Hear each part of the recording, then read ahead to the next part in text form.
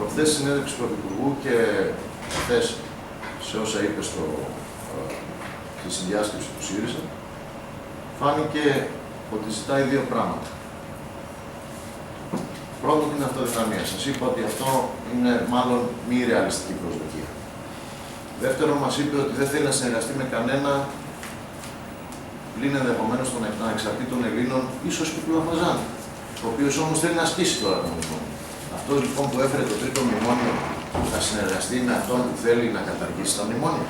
Τι προϋποθέσει για αυτή τη συνεργασία? Πόσο λογικοφανής είναι, πόσο εφικτή είναι? Δεν θέλει να συνεργαστεί με τα κόμματα που το στήριξαν στην Βουλή, γιατί δεν είχε τους δικούς του, να περάσει τη συμφωνία που κράτησε την Ελλάδα στην Ευρώπη. Το επαθές, βέβαια, ως προς τους ειδικούς όρους του, πριν το μνημόνιο. Τότε, εμείς ήμασταν καλοί που το στηρίξαμε, γιατί αυτός δεν μπορούσε με τους δικούς του. Τώρα δεν θέλει να μας δει. Και αυτό θεωρώ ότι δεν είναι λογικό.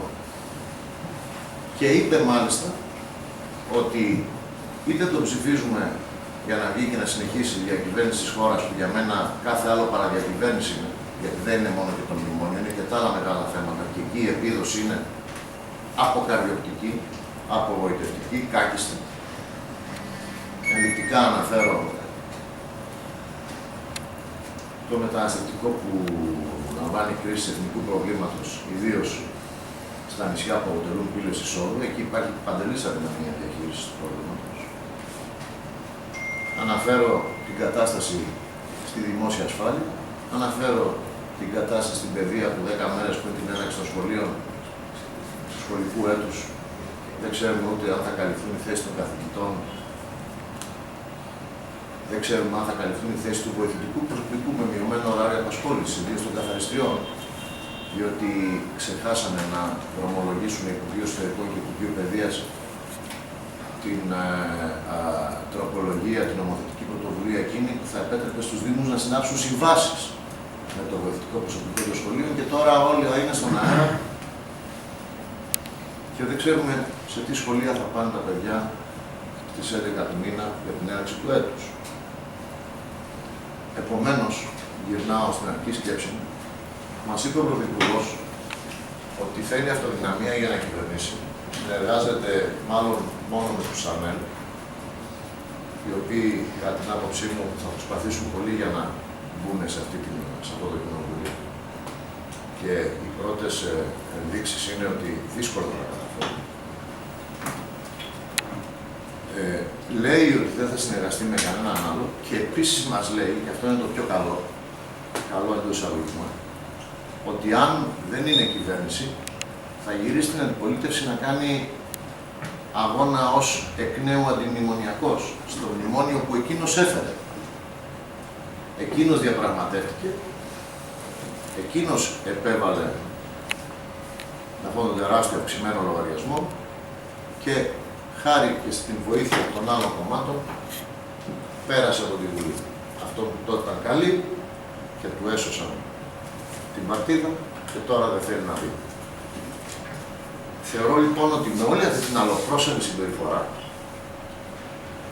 συμβαίνουν δύο πράγματα.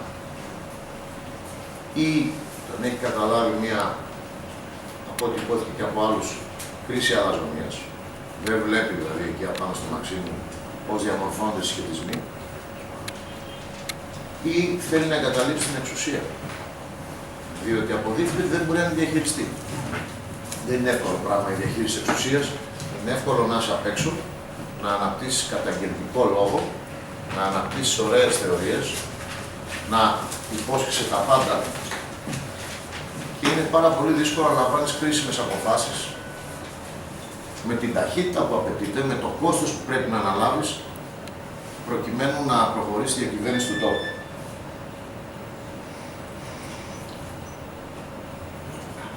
Αυτή η άσκηση, δυστυχώς, σε 6-7 μήνες μόνο, αποδείχθηκε άσκηση που δεν μπόρεσε να λύσει η απερχόμενη κυβέρνηση.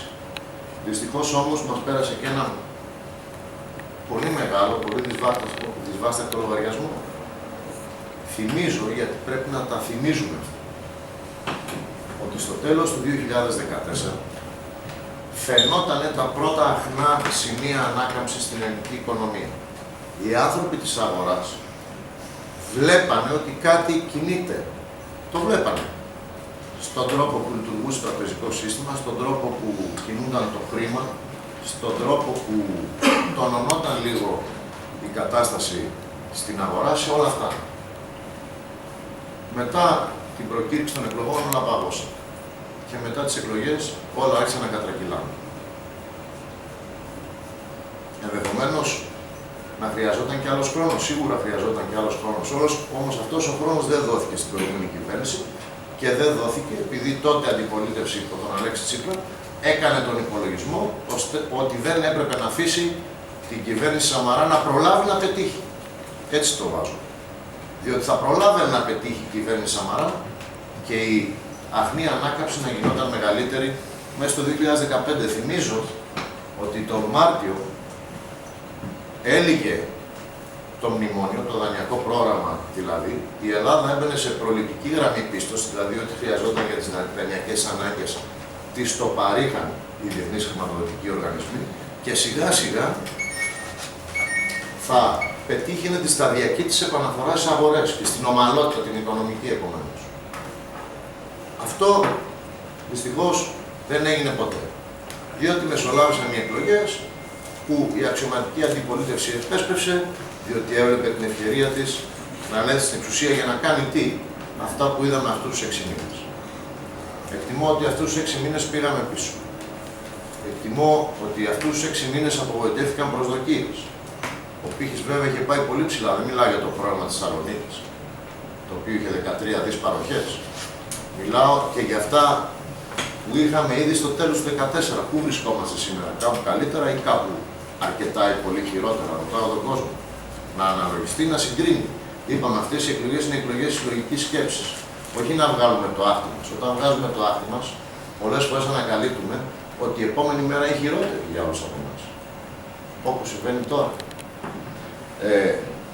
Και βέβαια, με κάποια επιχειρήματα τα οποία σύντομα, για να μην σας κρατάω πολύ και να επιτρέψω κάποιες ερωτήσεις, γιατί όλο μου λέτε ότι μιλάω πολύ, αλλά τι να κάνουμε, έχουμε πολλά να ακούμε και ακόμα περισσότερα τώρα τελευταία. Λοιπόν, κάποια επιχειρήματα του τύπου να καταλήξουμε το παλιό, να μην ξαναγυρίσει το παλιό, επιδιώκει να ξαναξεγελάσει τον κόσμο πριν έρθουν οι λογαριασμοί του φθινοπόρου. Και υπάρχει μεγαλύτερο κύμα της αρέσκειας. Έτσι, διότι δεν ξέρω αν το διαβάσατε στον καθημερινό, τον κυριακάτικο τύπο χθες. Από τον Οκτώβριο μέχρι το τέλος του έτους, γύρω στα 13 δις φόρου θα κληθούν να πληρώσουν οι Έλληνες. Και δεν είναι φόροι Σαμαρά, Βενιζέλου, λοιπόν κτλ. Είναι φόροι στα πλαίσια των νέων συμφωνιών. Ο έμφυα που δεν καταργήθηκε, οι αυξημένες προκαταβολές επιχειρήσεις, οι νέοι συντελεστές φόρων σε επιχειρήσεις και φυσικά πρόσωπα, οι νέες αυξημένες εισφορές αλληλεγγύης, οι νέοι αυξημένοι ΦΠΑ σε μια σειρά αγαθών. Θέλω να κάνω εδώ μια παρέμβαση και σχετικά με το ΦΠΑ στην ιδιωτική εκπαίδευση, τα φροντιστήρια κτλ. Η υπηρεσιακή κυβέρνηση, προσέξτε τώρα, φτάσαμε στο σημείο να περιμένουμε περισσότερα από μια υπηρεσιακή κυβέρνηση 20 ημερών από όσα περιμέναμε από μια κανονική κυβέρνηση 6 μηνών. Με παίρνουν τηλέφωνο διάφοροι και μου λένε να δούμε αυτόν τον υπουργό. Αυτό μπορεί να το κάνει σε 10 μέρες μέσα. Με τους προηγούμενους δεν υπήρχε ελπίδα. Αν είναι δυνατόν. Λοιπόν, χάρη στις συντονισμένες ενέργειες του Θόδωρου Φορτσάκη, τον Άρχη Παιδείας και βουλευτή, του Χρήστου Σταϊκούρα, ο οποίος έστειλε τη σχετική επιστολή στους θεσμούς, στο οικονομικό επιτελείο των εποπτών μας, και του Βαγγέλη Μεμαράκη, ο οποίος έστειλε αντίστοιχη επιστολή στην Ευρωπαϊκή Επιτροπή την Κομισιόν, αναστέλλεται η επιβολή του ΦΠΑ 23% στην ιδιωτική εκπαίδευση, μέχρι να επανεξεταστούν τα στοιχεία, ενδεχομένως να βρεθούν κάποια ισοδύναμα, διότι δέχθηκαν όλοι αυτοί το επιχείρημα ότι υπάρχει κοινοτική νομοθεσία που εφαρμόζεται σε όλα τα κράτη, που απαγορεύει την επιβολή ΦΠΑ σε αυτού του είδους την ιδιωτική εκπαίδευση. Επομένως, ήδη χάρη σε ενέργειες όχι του κυβερνώντος απερχόμενου κόμματος, αλλά της αξιωματικής αντιπολίτευσης, ένα από τα μέτρα αυτά παγώνει, ένα μέτρο το οποίο θα δημιουργούσε πολλά θέματα, γιατί ο ΦΠΑ στην ιδιωτική εκπαίδευση που θα αυξήσει το κόστος της δεν αφορά μόνο τα παιδιά των πλουσίων, αλλά και τα ικανά παιδιά, ικανά όσον αφορά τις μαθησιακές τους ικανότητες των λιγότερο πλουσίων. Έτσι. Λοιπόν, εκτιμούμε ότι πάνω σε αυτή τη βάση μπορούμε και πρέπει να κινηθούμε και στη διαπραγμάτευση της επόμενης μέρας, η οποία δεν σταματάει ποτέ. Εμείς έχουμε πει ότι μπορούμε να διεκδικήσουμε και να πετύχουμε χαλάρωση φορολογικών μέτρων, αρκεί να έχουμε σοβαρές προτάσεις όσον αφορά ισοδύναμα, ιδίως στο σκέλος της μείωσης των δαπανών. Διότι, άμα έχεις ένα κράτος με πολλές δαπάνες, τι θα κάνεις, θα βάλεις περισσότερους φόρους για να το χρηματοδοτήσεις. 7.500 παραπάνω δημόσιοι υπάλληλοι προσλήφθηκαν ξανά μέσα σε ένα εξάμηνο. Ποιος θα τους πληρώσει, λέτε, όλους αυτούς? Μα ο Έλληνας φορολογούμενος με περισσότερους φόρους. Αφού δεν μπορούμε να δανειστούμε απ' έξω για να το κάνουμε. Αν όμως κινηθούμε σε αυτή τη βάση, και αυτή η βάση είναι μια βάση που έρχεται και συμφωνεί με τις θεολογικές μας αρχές, της μικρότερης φορολόγησης, μπορούμε να το πετύχουμε. Και τι προκύπτει τώρα ενδιαφέρον, ότι αν να συμφωνήσουμε σε μια συνεργασία της επόμενης μέρας, αυτοί που δεν πίστευαν σε όλα αυτά θα πρέπει να έρθουν και να συμφωνήσουν με εμάς. Διότι εγώ πάντα έλεγα ότι οι φόροι πρέπει να μειώνονται. Κάποια στιγμή ήταν αυξημένοι. Προβλέπονταν όμως από την προηγούμενη κυβέρνηση σταδιακή ελάφρυνσή τους. Και ήδη είχαμε 3 πρώτα σημεία στο τέλος 2014 με το ειδικό φόρο κατανάλωσης του πετρέλαιου μείωση 30%, την ειδική εισφορά ηλεγγύης μείωση 30%. Όλα αυτά ανετράψαν και ξανααυξάνονται. Θα πρέπει λοιπόν να έρθουν οι φίλοι μας από το ΣΥΡΙΖΑ.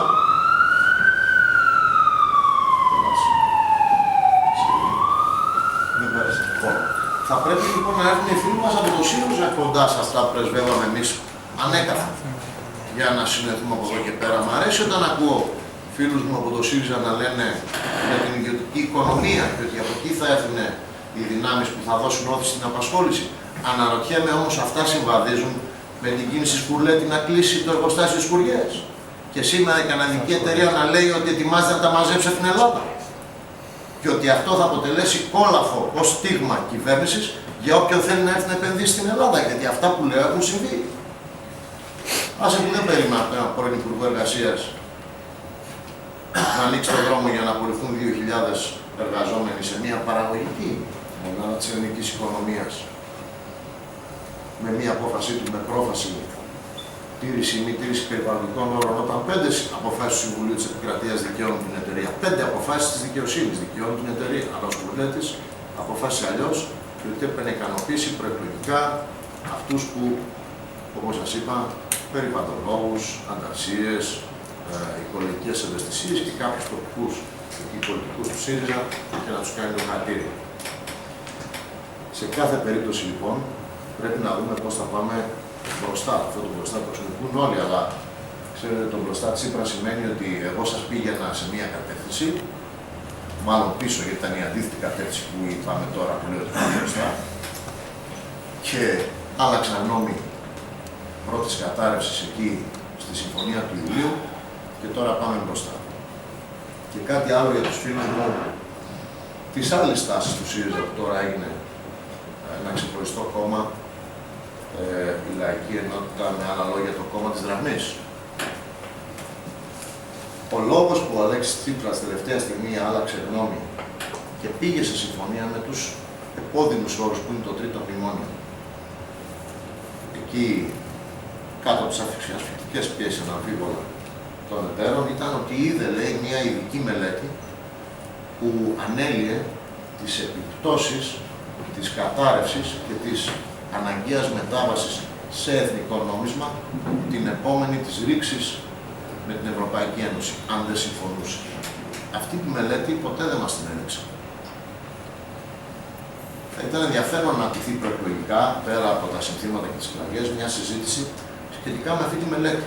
Να μάθουμε κι εμείς, ρε αδελφέ, όλοι μας, που δεν κατέβουμε τα οικονομικά, ας πούμε, σε επίπεδο μεταπτυχιακών τίτλων, ποιες θα ήταν οι επιπτώσεις ενός εθνικού νομίσματος στο ΑΕΠ, στο τραπεζικό σύστημα, θα κατέρε, τώρα με τα capital controls, θα κατέρε, έτσι, στον μέσο μισθό και τη μέση σύνταξη, στην αγοραστική δύναμη του μέσου μισθού και της μέσης σύνταξης, σε σχέση με την προηγούμενη μητρό, στο κόστος των εισαγόμενων, στο κόστος και των εξαγόμενων, αφού οι πρώτες ύλες θα γινόταν πολύ πιο ακριβές, των βασικών αγαθών, αν θέλετε,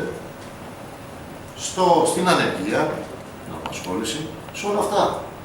Γιατί κανένας δεν μας μιλάει για αυτή τη μελέτη. Να δούμε πόσο καλύτερα δηλαδή, θα ήταν εθνικό νόμισμα. Και φυσικά και στις υποχρεώσεις ιδιωτικού και δημοσίου τομέα ως προς τα δάνεια και το κόστος εξυπηρέτησής τους. Όπως είναι τώρα, όπως θα ήταν με εθνικό νόμισμα. Γιατί κανένας δεν μας μιλάει για αυτά. Αυτό ήταν το μοναδικό έτσι, απομονωμένο γεγονός που τρόμαξε τον Τσίπρα. Και είπε άρον, φέρτε μου να συμφωνήσω, μην έχουμε τα χειρότερα. Να μας μιλήσουν λοιπόν και με αυτά και να δούμε τι συνεπή στάση κρατήσαμε κάποιοι από εμάς που μιλούσαμε για όλα αυτά, αλλά είτε μας άκουγε κανείς ή μας αφαίρεται ως κινδυνολόγους, καταστροφολόγους κτλ. Και οι άλλοι που πάλι επένδυαν σε ψεύτικες ελπίδες και όνειρα που απλά στην πορεία αποδείχθηκαν και λίγο εφιάλτες. Εν πάση περιπτώσει, ο λογαριασμός αυτού του εξαμήνου είναι 60 δις. 60 δις. Διότι οι χρηματοδοτικές ανάγκες της χώρας στο τέλος του 2014 ήταν 20 και κάτι, μεταφράζοντας σε μέτρα 1 δις περίπου για το 2015 και 1 δις για το 2016, κάτι ψηλό αυξήσεις σε επικουρικές συντάξεις και το 23% στο ΦΠΑ του τουρισμού, αν θυμάστε. Η Μελχαρδούβελη, ηλικιά ανάμνηση το η Μελχαρδούβελη σε σχέση με τα σημερινά email. Ενώ τώρα ο λογαριασμός του τρίτου μνημονίου Τσίπρα Καμένου είναι 80 τόσα δις. Τόσα δανειστήκαμε. Έτσι δεν τα λέω εγώ, είναι καταγεγραμμένο. Επομένως η διαφορά 80 τόσα από 20 τόσα είναι 60 δις που είναι ο λογαριασμός που επιπλέον καλείται να πληρώσει η χώρα από αυτό το επτάμηνο. Δηλαδή γύρω στα 10 δις το μήνα και κάτι ψηλά κόστησε αυτή η διακυβέρνηση. Αυτά θα βγούμε να τα πούμε στον κόσμο. Ελπίζω ότι ο κόσμος θα καταλάβει. Οπωσδήποτε κυριαρχεί απογοήτευση. Αλλά το ζήτημα είναι την επόμενη μέρα ποια πολιτική δύναμη θα έχει τον πρώτο λόγο στο σχηματισμό της επόμενης κυβέρνησης. Και ποια πολιτική δύναμη θα μπορέσει να διαπραγματευτεί με ρεαλισμό, με αξιόπιστες προτάσεις, με συγκροτημένη συμπαγή ομάδα, με ομάδα με εμπειρία, με εμπειρίες μάλλον, από τέτοιου είδους διαδικασίες, με διάθεση ρεαλισμού και πραγματισμού προσγείωσης δηλαδή στην πραγματικότητα και όχι διάθεση να θεωρητικολογούμε και να λέμε ωραία πράγματα τα οποία όμως είναι αδύνατο να συμβούν γιατί είναι απλά ανέφικτα.